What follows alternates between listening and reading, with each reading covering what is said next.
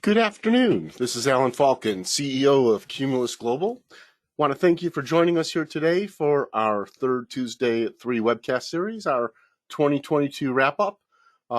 This was originally scheduled for the third Tuesday in December, but for some unanticipated travel on my part, we had to postpone it to today. So I thank you for freeing up your schedule a second time and joining me here today live. And always we appreciate you checking in if you're viewing this and listening to this on demand. Before we get into the heart of our session, a couple of quick housekeeping items. As always, the audio is muted. This prevents any background noise from getting in the way, so please use the questions window at any time if you have any questions or comments you'd like to include in the session here today. We'll generally answer them in line, or at the end of the session we have time for Q&A. If it's something that requires being offline, we can follow up with you after the session as well. The session is being recorded. We generally get it posted within 24 hours. Feel free to share a link with any coworkers or acquaintances if you think they might find this content valuable. Additionally, a reminder that we've got a large number of resources available in our resource center on our website. Excuse me. So please hit cumulusglobal.com, click on resources at the top. Take advantage of not only this webcast series, but our Coffee and Clouds. We're collating news stories for cloud-related news for small and mid-sized entities. We have a library of white papers and ebooks, as well as our monthly newsletter and our blog. So plenty of resources there to help you manage your business and your operations in today's technology world. As we dive into content today, really 6 areas we're going to cover in today's session when we sort of wrap up 2022 and look forward to 2023. First and foremost, it's still the big issue that most people really don't want to talk about or deal with anymore. We're sort of sick of it, but it's still a necessity, that's cybersecurity. And very related to that, some significant changes in the cybersecurity industry and market that will certainly impact your business as it has already been impacting other businesses. We'll talk about Microsoft's new commerce experience, or NCE, that's in full force now as of January 1st, and the ongoing changes to the Google Workspace ecosystem, which involves both feature function changes and pricing changes as well. Next, we'll dive into some of the issues around IT inflation that we started seeing in the second half of 2022 and see where we think those are going, where those will be in 2023. And then we'll take a look forward a little bit with 2 strategies for better managing, more efficiently managing, getting more value from your IT services. So diving into cybersecurity, there are a couple of trends that we saw in 2022. Not really any big surprises here if you've been tracking and participating with us throughout the year. We've seen more than 100% growth year over year in the number of attacks. And the number of attacks that are using email has actually increased from 84% to 89% when we look at 2021 versus 2022. And what's interesting about that is the statistic really used to be how many attacks initiated with the use of email. And now it's more how many attacks use email as a component of the attack. Again, attacks and cyber crimes have gotten a bit more sophisticated. And so attacks might actually start with people data mining personal information about you off of LinkedIn and, or Facebook, all those surveys that ask you, hey, what was your first car? What year did you graduate high school? Those type of things. People build profiles. They're people who gather that information to use themselves. More often than not, that information is gathered and sold. And once they can link it to a valid business email address, or any email address, actually, they've got you. And then they'll send you the email, right? So email can start the attack, or it can be subsequent where they've already gleaned enough information about you or acquired information about you where they can create that customized phishing attack and getting you to take action. So it's now 80% of attacks use email in some form, in some way during the attack. And what's interesting is when we look at the percentage of corporate networks attacked and how multi-purpose malware is now 19%, or about 1 in 5. And we'll talk a little bit about that shift. We've also seen a big increase in the number of crypto miners, which is malware that goes onto your computer, and when you're not using it or when you're idle, is using resources in the background to mine cryptocurrencies and sending that value back to the attacker. And so it's effectively theft of your resources. It hurts your performance of your system, but will likely go unnoticed. Clearly, data exfiltration, info stealing, and ransomware are still major problems as well, and we're starting to see a lot more networks being attacked through mobile devices and leveraging mobile devices as a means of attack. The other trend we saw in 2022, and some of this we expect to continue, is that there are new targets. Ransomware, we're going after larger corporations, mid-sized businesses where there was perceived money involved. Healthcare has been a huge victim of cyber attacks as well, because if you cripple healthcare systems, there's high motivation for people to pay the ransom. But we're seeing new targets and some trends, and we're seeing a higher number of small businesses getting caught with ransomware. And some of this might be just the way that ransomware is spreading now and how people are doing broad net, shotgun approach. Get out there as much as you can and see where it sticks. And small businesses tend to have less features and services in place to prevent a successful attack. So the percentage that you'll get by targeting small business is likely to be higher. But we're also seeing targets in local government and in K-12 education. Again, those latter two, the impact is so time critical that the attackers are more apt to get a ransom than have someone slow down and take a step back and figure out a way around it, or see if there's a way to decrypt the data or recover the data. The other trend we knew is, and I think this is just part of the overall fatigue we have around cybersecurity and ransomware, is that major breaches aren't major news stories anymore. An organization,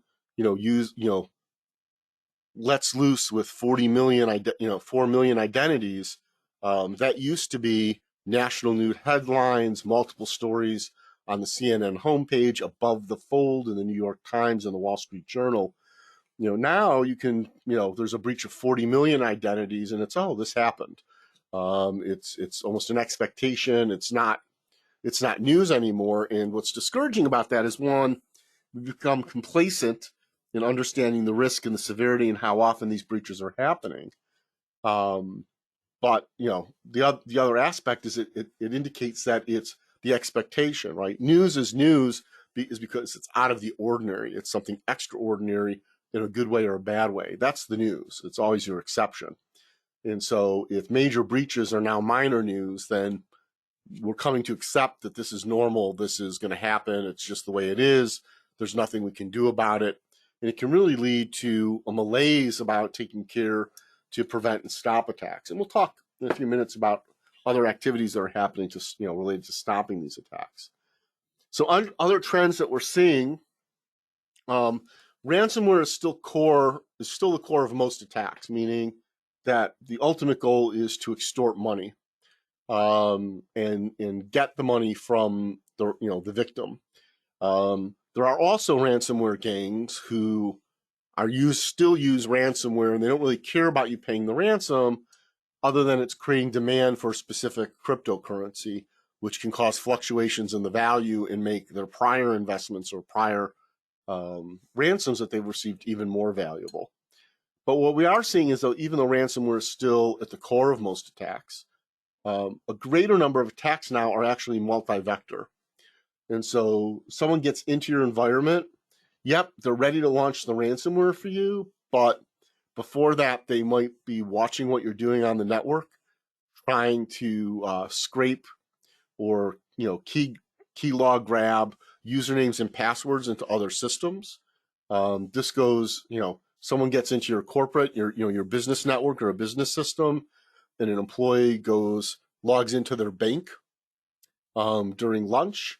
That information is being captured, right? So identity theft, even outside the workplace they're attacking, is showing up in more attacks. Data exfiltration, where they actually steal data and remove it from you. Part of that is, depending on your industry, that data could have value that they could hold for ransom or threaten to release or sell to your competitors. sale of data to competitors, corporate espionage isn't as big in smaller companies, except for ones that deal with highly sensitive intellectual property, such as pharmaceuticals, things of that nature. But data exfiltration often comes back to haunt you as a second ransom.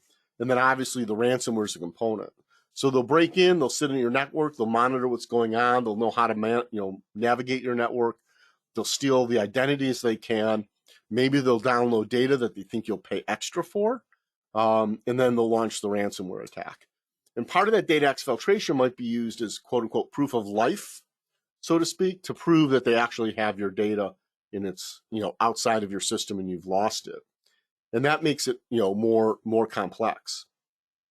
What's also interesting is that, well, ransomware is still the most common form of cyber attack.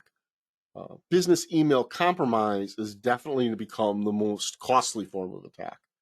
And so as a refresher, business email compromise is when someone is able to impersonate you or a person in your company or your domain well enough to be able to solicit funds or actions from effectively innocent third parties who are acting on trust in their relationship with you and your business. And there are two types of business email compromise attacks, two structures, if you will. One is really, really good impersonation, where people are getting an email from you that's relevant to the conversations you've been having. It mimics and does a very good job of being portrayed in your voice as far as wording and grammar, even the spacing of your content in your emails, because they've been watching and sort of learning how you do that. And it's just not from you. And the person responds and interacts as if it is you, and eventually money goes. The other type of business email compromise attack is where your environment's compromised and the individuals are able to reroute outgoing mail to a relay server that they can access, and they can actually manage and edit the content of that email. So for example, early in the year, we did a webcast specifically for real estate agents because they're highly prone to this type of attack. And we've seen a number of real estate agents and brokerages where business email compromise attacks have changed the wiring instructions being sent inside of previously legitimate emails, to clients who are putting deposits down on property. So the clients do the wire transfer. It's never received in the correct account. The thieves moved the money a couple times and shut down the account they shared, or telling people that, hey, you made an offer on the house, it was rejected, the first deal fell through, it's yours if you want it, but you need to get the deposit today. And that can happen really quickly. We're aware of one real estate brokerage group, within a period of 4 hours, their clients had transferred over $250,000 in total. And by the time they realized what was happening, those accounts were shut down. And, they were scrambling, and the police and the FBI were scrambling to trace the money and see if they could recover any of it. So business email compromise attacks can be the most expensive form of attack, and not just for you, but for your clients, for your supply chain, for other people you interact with, because it looks like it's coming from you, and certainly damaging to your reputation and creating huge legal issues and huge potential legal liabilities and civil liabilities as well. So those are some of the trends. Now, when we look forward to 2023, we're seeing changes in what's become known as the ransomware economy. Why the ransomware economy? Because it's no longer individual players. It's now pretty sophisticated groups of organized crime, highly organized crime. Think any great crime series or about organized crime or movie you've seen, amateurs compared to how well these guys operate. And so what we're seeing now is more attack networks, meaning networks of individuals or informal groups, or in some cases companies, that are managing these attacks. Ransomware is now available as a service on the dark web. You don't have to get your hands dirty. You can simply go on the dark web, hire an organization, tell them who you want to target, how many prospects you want to go after, what you're looking for from a revenue standpoint. They'll come back with a proposal and an agreement that says, hey, we'll do X, Y, Z. We keep X% of the revenue we generated, we'll transfer the rest to you. We're seeing more of that level of sophistication. We're seeing more in the not only in the number of total attacks, but the number of vectors, particularly as there have been so many breaches and there's so much personally identifiable information around us now. Phishing and impersonations at an all-time high, that's one vector, but we still see other vectors as far as macro embedded attachments, things of that nature, particularly when people are sending older files in older versions of Microsoft Office. And we're seeing more diversity in attacks. And this is really getting back to that attacks aren't single focused now. That if they can steal data and steal identities before they trigger the ransomware and encrypt all your data and systems, that's great. They'll mine their access to your environment in more than one way. Each way provides them with a payday. At the same time, things are getting smaller in the ransomware economy. The actual organized crime groups and attack networks are getting smaller, in part because some of the larger groups have became too visible, and law enforcement was able to take action.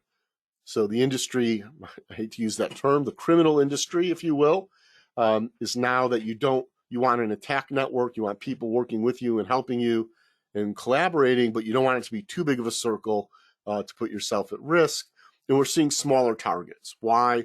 We're more vulnerable. Most large and mid-sized corporations have the budget, the wherewithal, the in-house expertise to deploy, operate, manage, mitigate risks on an ongoing basis. Most small businesses don't have the ability to do it in-house, and many, way too many small businesses are hesitant to pay their managed service provider or their IT providers for even a basic set of, basic comprehensive set of services.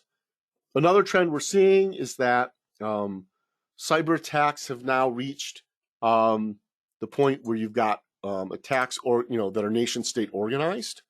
This became extremely prevalent with the onset of the Russia invasion and war with and effectively initiating a war with Ukraine, and it really brought forth a number of things that happened in that conflict and that spread outside of that conflict. Made it very clear that nation states are around it. And this shouldn't be a surprise because we're seeing nation state groups interfering with social media and other technology and communication platforms to sow discontent, propaganda, a whole number of reasons. It makes sense that nation state organizations are doing ransomware and other cyber attacks as well. Two other things you may not be aware of that are pretty important as far as cybersecurity looking forward to 2023. The first is enforcement. And I'm citing U.S. federal law here, 18 U.S. Code 2339A, sections A, B, and C. And these are the sections that talk about providing aid, and financial assistance to hostile nation states, organized crime, and terrorist organizations, and what that means and how it's defined and what the penalties are. And we're starting to see a trend. One of the biggest frustrations around ransomware is the reason it's still happening in large part is people pay the ransom and nobody's going to jail. Nobody's being caught and held accountable, or really virtually no one. So it's a low risk criminal activity that can and usually is highly profitable. And part of the pressure, interestingly enough, comes from businesses and their insurance underwriters who look at the cost of restoring an environment, restoring a company to operations. It's really expensive to wipe machines, rebuild, recover data, re-enter data if need be. All of that is a lot of money that your cyber insurance policies will pay. Or there are things that if you don't have cyber insurance, only some of which, if you have business interruption insurance, might be covered. And so you as a business owner, well, do I pay the $12,000 ransom or do I spend $120,000 recovering my business and recovering my data? Many businesses will hop on that $12,000 ransom. So the challenge, however, is if you're paying a ransom, you don't really know who you're paying it to, but the government does. In most cases, they have a pretty good idea. And so we expect in 2023, you'll start hearing initially occasionally, but then more frequently as we get later in the year or into 2024. Expect to hear stories and even mainstream media stories about companies being charged with funding, aiding and abetting and funding hostile nation states, terrorist organizations, and other organizations and individuals on the U.S. government's watch list. And the feeling is, if the choice is, do I pay the ransom and potentially go to prison, or do I not pay the ransom and restore my data, that the cost-benefit equation here will shift. And I can't really say that that's a bad strategy. I think there'll be some test cases to see how it flies in the courts before it becomes a mainstream enforcement action. But seeing in presentations with current and former FBI special agents in cybersecurity and counterterrorism, this is definitely a desire, and it's something they want to do and are starting to do and build cases. Expect to start seeing indictments and trials in the coming months and year. The second is CMMC, which is Cybersecurity Maturity Model Certification 2.0. CMMC is a standard established predominantly for and by the U.S. Department of Defense that defines what it means to have a secure environment if you're holding classified or higher top secret, certain levels of classified and above top secret, etc., eyes only information that belongs to the U.S. government and the DoD. And it effectively, long story short, CMMC requires an environment that's physically and logically isolated and secure within itself for accessing that data in those systems. That is where the data never leaves U.S. soil, where the data is only accessible or maintained even by U.S. citizens that meet security, even in some cases that meet security requirements. And just like any capability maturity model, there are multiple levels. We're seeing now CMMC 2.0, that level 2 is really starting to be pushed out through the DoD supply chain. And the reason I bring this up here is you're thinking, well, how does this affect me? Well, it affects you if, clearly, if you're a direct contractor to the DoD and provide services there, even if you don't access information that requires CMMC compliance, you need to document that fact and effectively certify yourself that you don't need CMMC compliance. And certainly that goes out to the contractors, but now it hits all of the subcontractors as well. And so this is a cascading supply chain issue. And so if you provide goods or services to a DoD subcontractor, don't be surprised if they start questioning you about your cybersecurity environment. And that really, sort of talks in sort of the supply chain driven need to have a robust cybersecurity protection and response capability is also now reflected with some of the changes that are happening in cyber insurance. And in 2022 was a year of transition for cyber insurance. Early in the year, small businesses in particular, many options for cyber insurance, relatively inexpensive, simplified underwriting. I remember an insurance broker, commercial insurance broker friend of mine came in and said, hey, look, 14 questions, a one-page form, we can get you cyber insurance. Limited dollars, some limited scope, minimal underwriting, it was there. But as the year progressed and payouts and claims were happening, several things started to happen. One, a number of those low-cost, simple form underwriters left the market completely or stopped brokering other people's solutions. Companies started seeing increasing premiums both on renewals and on even more on new policies, increasing underwriting requirements, and a growing percentage of claims denied.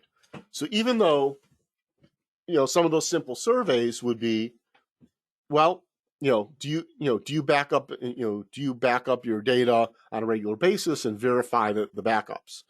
And you check the box saying, yes, we do. Well, what started to happen is you'd have a cybersecurity claim. Let's say you had a breach. You'd contact your insurance agent and they'd say, great, don't do anything except can you send us evidence that you've checked the validity of your backups? And if you can't, they say, well, you misrepresented your cybersecurity program in your application, your claim is denied. And we started seeing that type of claims denial growing, really picking up steam, snowball rolling down the hill type stuff over the course of 2022.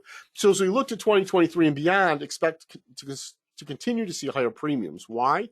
Because cybersecurity and recovery of breaches and ransomware attacks is time-consuming, labor-intensive, and expensive, particularly when you need forensics and ear gapping of systems, and all of that comes into play. Expect much more complex underwriting, surveys, assessments, self-certification worksheets. Some insurance providers in this realm now are requiring very specific technologies and services be in place. And the key thing is you look forward, whether it's coming up to your renewal or you're looking at cyber insurance for the first time, is make sure you're ready to answer those surveys and assessments before you apply.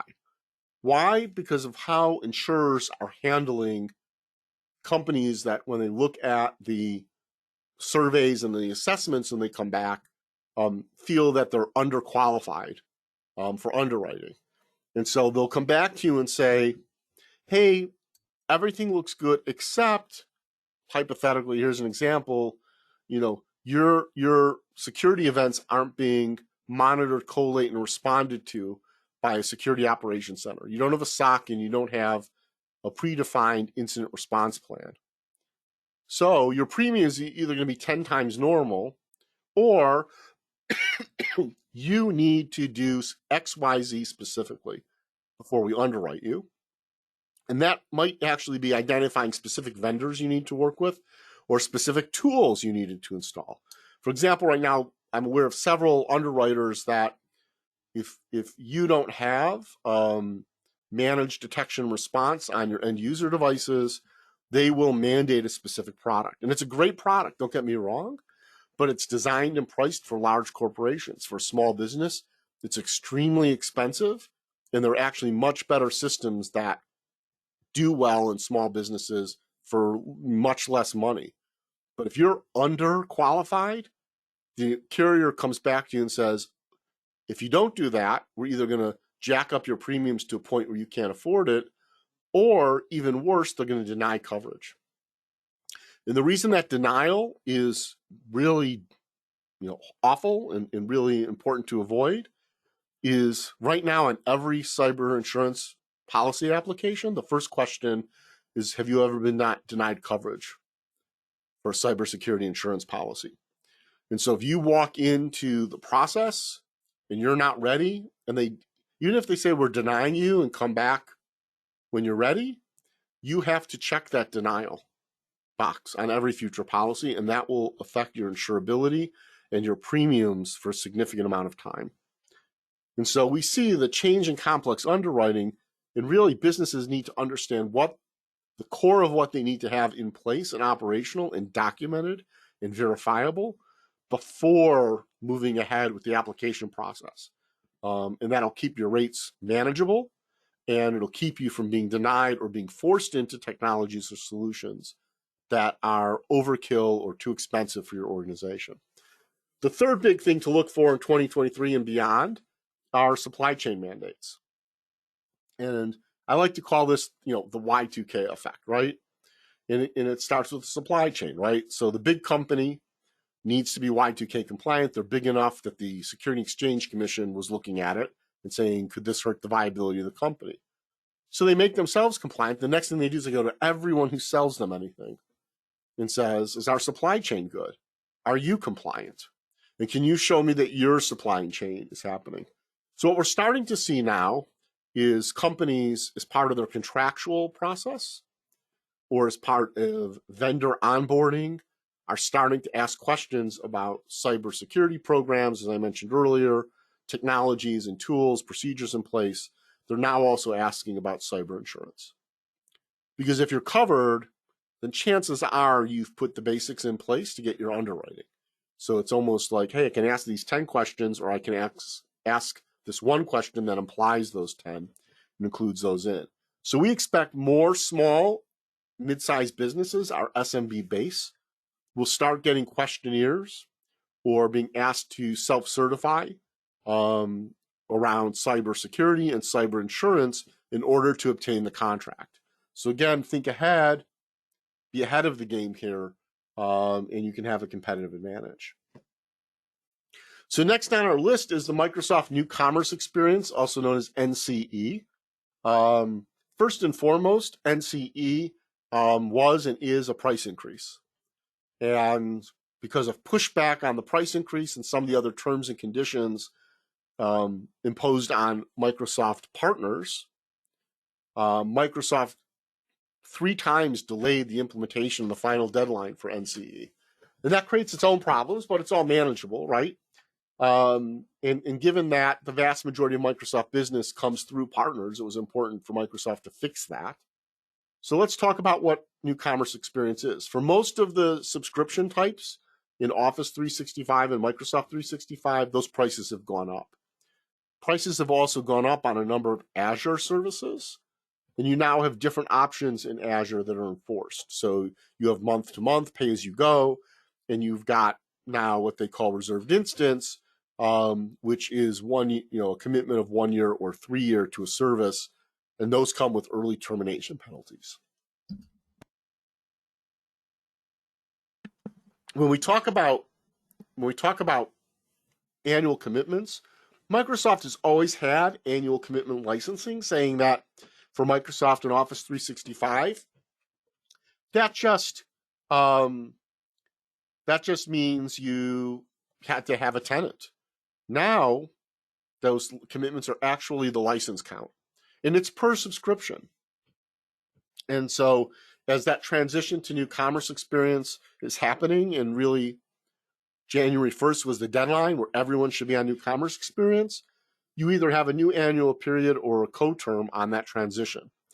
And so the differences for you is if you sign up for Microsoft service or you add seats, you've got, depending on the service and whether it's new or updated, you have 3 or 7 days to cancel. In most instances, it's 3 days to cancel. Once that happens, you have a financial commitment for the year. So if you do an annual commitment for your 10 employees and you hire one and you add an 11th, and then 2 people leave and you're down to 9, you're still paying for those 11 licenses through the end of your term. Even if your service provider, your Microsoft partner is billing you monthly, it's now an annual commitment. Now, in addition to some pretty high percentage, low dollar, but high percentage increases for some of the Microsoft 365 and Office 365 licenses, you also have now the month-to-month service. Every fee there's a 20% surcharge. If it's $10 a month on an annual commitment, it's $12 a month, 20% more month to month. Now, month to month gives you the flexibility. If you're a seasonal business, for example, and the number of email boxes you need goes up and down by 40% over the course of the year, then monthly service will be more cost effective. But now there's a fiscal analysis component in where there wasn't seat count minimums and maintenance over a full year commitment before, there is now. It's definitely a different fiscal and pricing and cost structure for your Microsoft licensing. Now, interestingly enough, Google's always worked that way. Their annual commitments always, if you committed to 10, you're paying for at least 10. You could add during the year but not take away. So Microsoft's adopted that. But Google has put other changes around Google Workspace. Most notably, the G Suite to Google Workspace transition is still not over. Google's really pushing hard to get that wrapped up by the end of Q1 or early Q2, it seems like. And realistically, this transition from the G Suite product subscriptions to the Google Workspace is a price increase for most customers. And a large part of that is because they changed the features in the packaging. So they went from having 3 products, basic, business, and enterprise, to having a business tier with 3 primary licenses and an enterprise tier with 3 primary and 2 secondary licenses, being Essentials and Workforce. You've got Enterprise Standard and Enterprise Plus. On the business side, you've got Starter, Standard, and Plus. And the way they mixed and changed the feature packaging, for a lot of people, the decision was, do I stay at my current price and lose features, or do I need those features? Do I want to keep them, thereby having to pay more? The other wrinkle is, just as with Microsoft, the business tier licenses cap out at 300. And since you can't split your licensing between the business and enterprise tiers in Google, unless you're a very large organization, we had customers on, G Suite Basic at $6 per user per month. They had 500 users of their business. That then became an enterprise standard license at $18 per user per month. So some of the price increases are pretty significant. We've been working with our clients and our customers for almost 2 years now to get them into the most affordable package and to take advantage of upgrade incentives to mitigate this. But it's still happening, and we're now seeing automatic transitions where Google will look at your feature utilization. It might not even be a feature that you're aware you're using, something esoteric like automatically canceling the meeting for a conference room if all of the attendees decline, right? That's a feature in G Suite that is only in certain revisions of Google Workspace that could force you to uprev and have a more expensive version, right? So that's happening now. So it's a bit of a scramble to make sure that before accounts that are still on G Suite are automatically transitioned to, a more expensive version that Google will maintain capabilities, that there's an analysis, some thought to it, some conversation about what's really needed and how can we mitigate or avoid any cost increase. And so that is happening at least for the first quarter, if not the first half of 2023.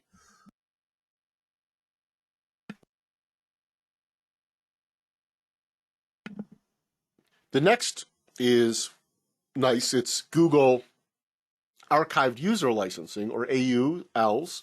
And these are two types. This is how you can keep past employees archived within the Google Workspace environment at a much lower cost per month. So where Google licenses for active users run from $6 to $20 per user per month, these licenses run from $4 to $7 per user per month. And also for people who've been using Vault for a long time, there was a free version of Vault licensing called Vault Former Employees, where if you had people leave the company, you could maintain an archive in Vault for no additional charge. The free trial and free service for archive user licensing and the free versions of Vault Former Employee licensing end of life and end on January 15th. Starting January 16th, those services are paid. So that's a pretty significant change. Again, do you need that data? Why do you need it? Is it just for your own records, or is it for industry standard compliance or legal compliance? If it's not a compliance and a legal e-discovery requirement that's regulatory or industry mandated, then there are other ways to store and preserve data that can be searched. So it can be searched and restored for reuse or lookup. That's at a lower cost. And so again, with this January 16th deadline, companies that haven't made a decision or hadn't acted or procrastinated, you've got an early year scramble to take care of this before the bills start coming. The third change to Google Workspace is they added partial domain licensing, or we call split licensing. And this is very common in the Microsoft 365. In Microsoft 365, you can have, 2 business standard and 3 business premium licenses, and you can change those. Now with the minimums, you upgrade or you downgrade, you don't give up the license, right? With partial domain licensing and split licensing in Google, within the business tier, you can split licenses between starter, standard, and plus. Typically, you have to have a total of 20 users to do that, and it's not automated, which means you're going to need to talk to your Google partner, talk to us.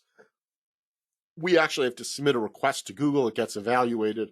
Sometimes we can get that user minimum down if you're below 20 to a 10 user minimum, etc.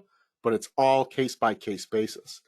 And the important thing to know about partial domain licensing and split licensing in the Google world is it's per subscription.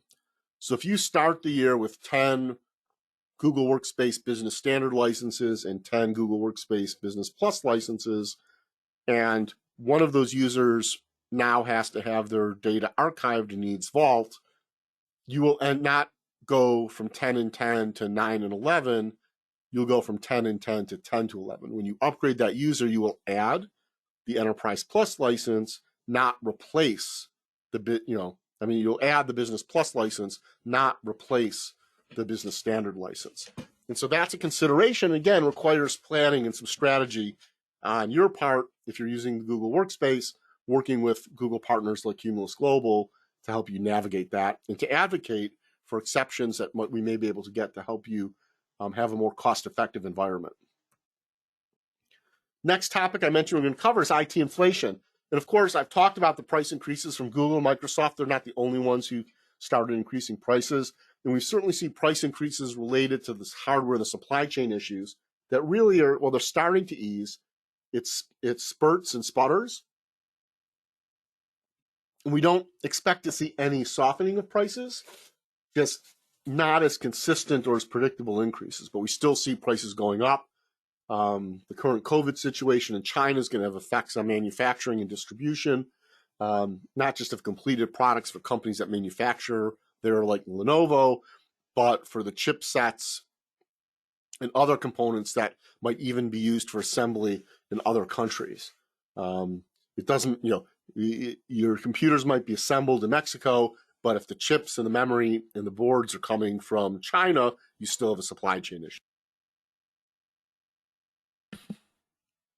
So that said, there's some other IT inflation factors we see. One is increased security expenses. Earlier, we talked about demands from supply chain and regulations and industry standards around cybersecurity enhancement and the number of tools and services you need in place to properly protect yourself, as well as adding the cost of cyber insurance if you don't already have it.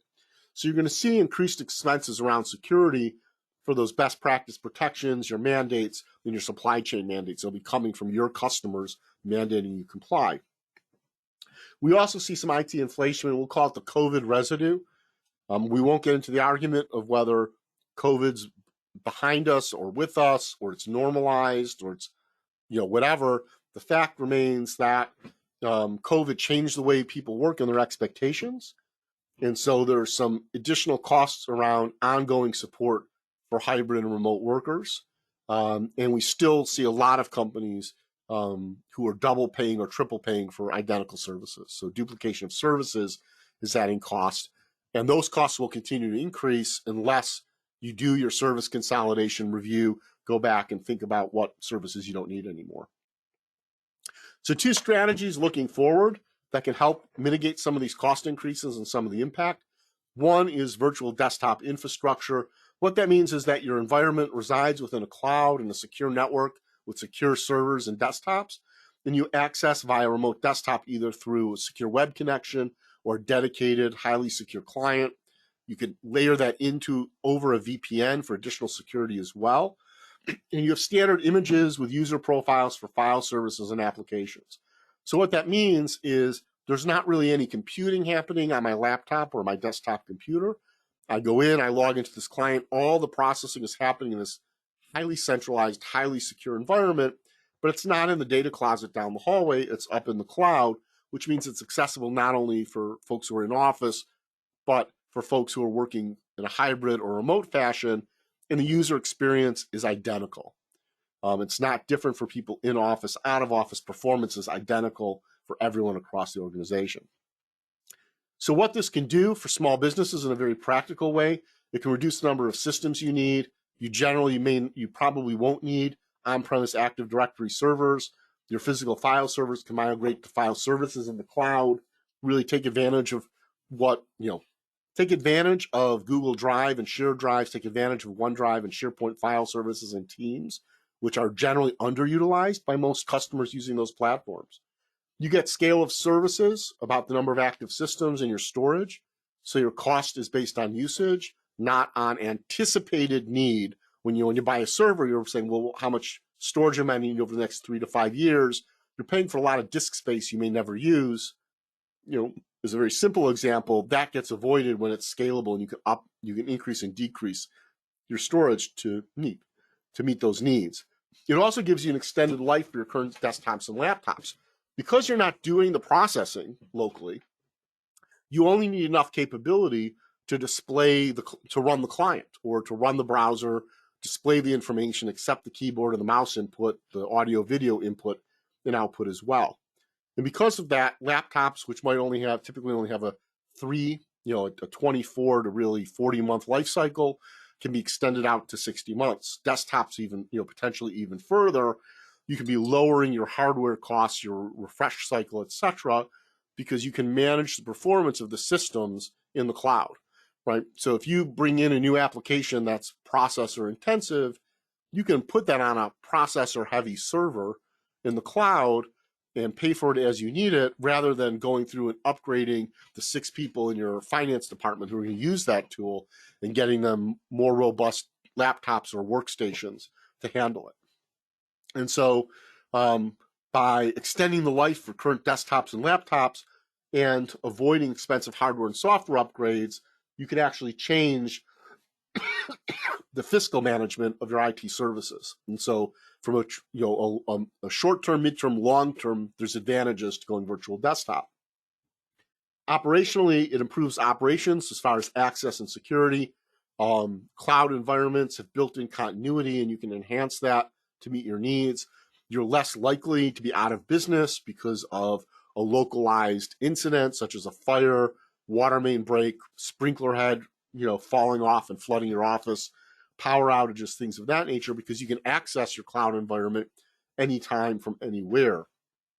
As I mentioned earlier, it's a single environment, and more importantly, a single user experience, whether someone's in your office or they're working remotely, which dramatically reduces support incidents and lets people work seamlessly and comfortably and collaborate well without having special steps and requirements that people need to do when they're one place or another. And you have expanded services as far as applications and tools you can bring into the environment as needed, pay for only what you need and what you use. And so we expect, using VDI environments like Azure Remote Desktop as being a great value to small and mid-sized businesses at this time and going forward. Strategy 2 is manage cloud services. And this is really sort of taking the evolution of IT services to the next step. Many, if not most small mid-sized businesses use managed services from a provider, or has a provider who claims to do managed services. And, you're paying per user for help desk service, you're paying per device for them to monitor and manage those devices, and you pay per service for things like backup and restore. When we go into managed cloud services, you get efficiency. One, we can reduce your network infrastructure. We can rely more heavily on Wi-Fi versus switches and cable runs. You have fewer servers, more services, so you're not paying to monitor and manage email servers, file servers, domain services.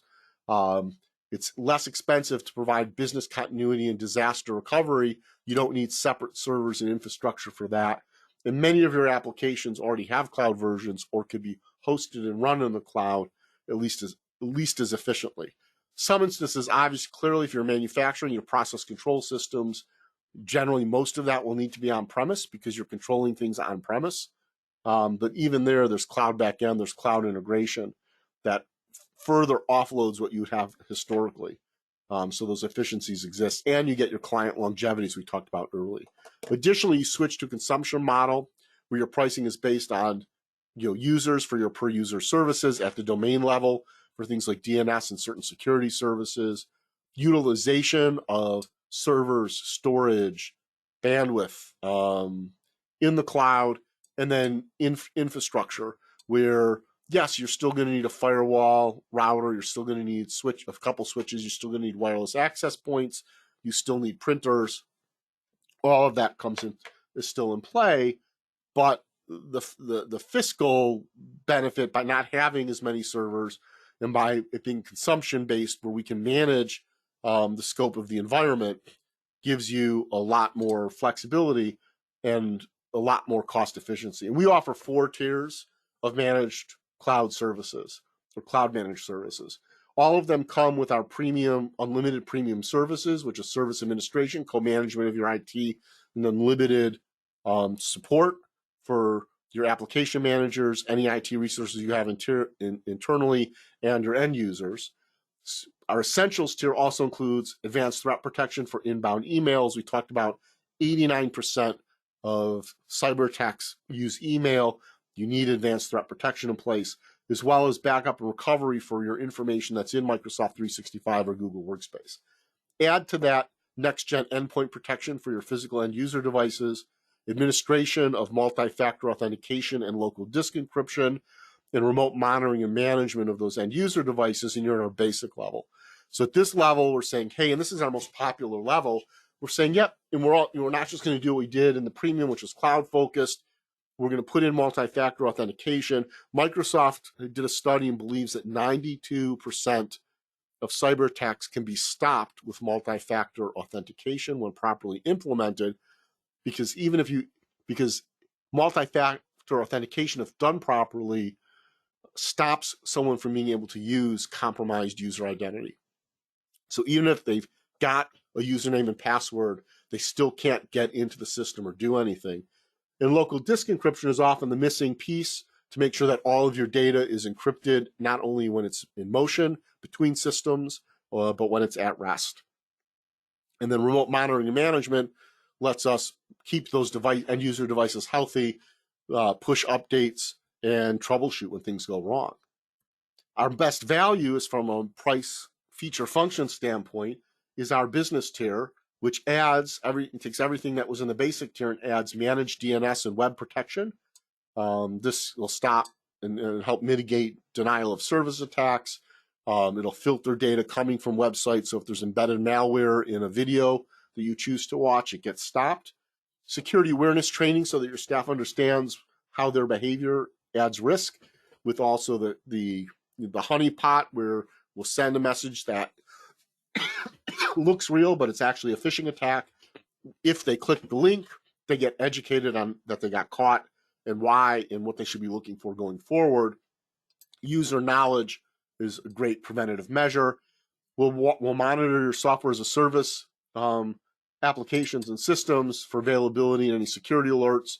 We'll manage DMARC services. This is advanced DNS that helps tool and protocol that helps prevent business email compromise attacks, as we talked about earlier. While not as common as ransomware and other forms of attack, they are the most costly when they happen. And then Google Workspace and Microsoft 365 service known as SaaS Ops Automation. This is helping with the onboarding and offboarding of staff to make sure when people come on board, they're given access to the systems and tools and data they need, nothing else. And that when someone leaves, their accounts are properly removed from all of the systems so you don't leave security holes behind. Add to that into our Premier tier, we do third-party archiving for Microsoft 365 and Google Workspace. So we'll archive your user accounts. You can search and restore that data. So you wouldn't need archive user licenses in the Google Workspace environment, for example, and advanced mobile device management, which includes, if a device is lost or stolen, being able to render it unusable, to brick it, and protect your data and access to your company. So those are the 4 service tiers we offer. So it's almost the top of the hour. I talked longer than I expected I was going to, but as always, we like to finish up with an action plan. And feel free to use the QR code on the right-hand side to schedule an intro call with one of our cloud advisors if you want to go through this in more detail or you have any questions about the session today. The action plan, we follow the same methodology: assess your environments or your needs, decide what you can, cannot, should not change. We'll help you with that. We've got assessment tools. We often offer those for free. Define your value proposition. Take a holistic view of your IT services. Even if it costs a little more, is the value you're getting significantly greater that it's worth a slightly increased cost? So, for example, a small ransomware attack can shut down your systems for a week. What's the financial and operational and health issue of having that happen, as opposed to spending an additional $20 or $30 a month, knowing that if you had a ransomware attack, we could get you up and running in under an hour and have you running well, we cleaned off your system. and got rid of that, and restored all your data, right? Is that $20 a month, even though it's more than you're spending now, providing enough value that it's worth it? And what's the cost of inaction? If you do nothing and something goes wrong, how much damage is done? With that, we'll help you plan your strategy and come up with the tactics. You don't have to do everything. You don't have to do everything right away. We can prioritize, put in place, assess how well it's working, and refine our plans. But the key is to execute. A lot of people say, hey, I'm going to do it. It's in my plan, but they never actually pull the trigger. And it's hard. With the number of calls we get from vendors saying, hey, you can offer our security solution is phenomenal, probably 3 a day, from companies you and I have never heard of. They're out there, they're everywhere, everyone's going after your money, everyone's going after your business. So you can get analysis paralysis trying to pick the right one. That's why we're here. We help weed through that. We help match the right provider and the right services to your needs. And then we'll help you execute. And we'll stay with you with that support on an ongoing basis. And we'll refine as your business changes, grows, adapts. We'll refine your IT environment to keep up with it. So at that point, I know we're really at the top of the hour, and many of you want to get back to your day or have other things to move on to. So just know you can contact us at any time, info@cumulusglobal.com or bit.ly/CG intro call. We'll let you just schedule a short appointment with one of our cloud environment, do that introductory call. You can also contact me directly, falcon@cumulusglobal.com. My phone number's there, but I'm horrible about answering the phone and even worse about responding to voice messages. If you want to respond, send an email there. And myself, or if I'm not available, I will have someone on my team get back to you in fairly short order. So I don't see any questions in the Q&A box today. So I've either bored you or answered your questions. Either way, I guess I'm okay with that. So because you can always contact us if you have follow-up questions or concerns. So I do want to wrap this up, if you will, pun intended, the 2022 wrap-up and our look forward to 2023, part of our third Tuesday at 3 webcast series. Thanks for joining us here live or for watching this on demand. We appreciate you taking time out of your busy day and week to learn with us. And we hopefully will see you in our next third Tuesday at 3 event in January, later in the month. Thanks so much. Have a great day.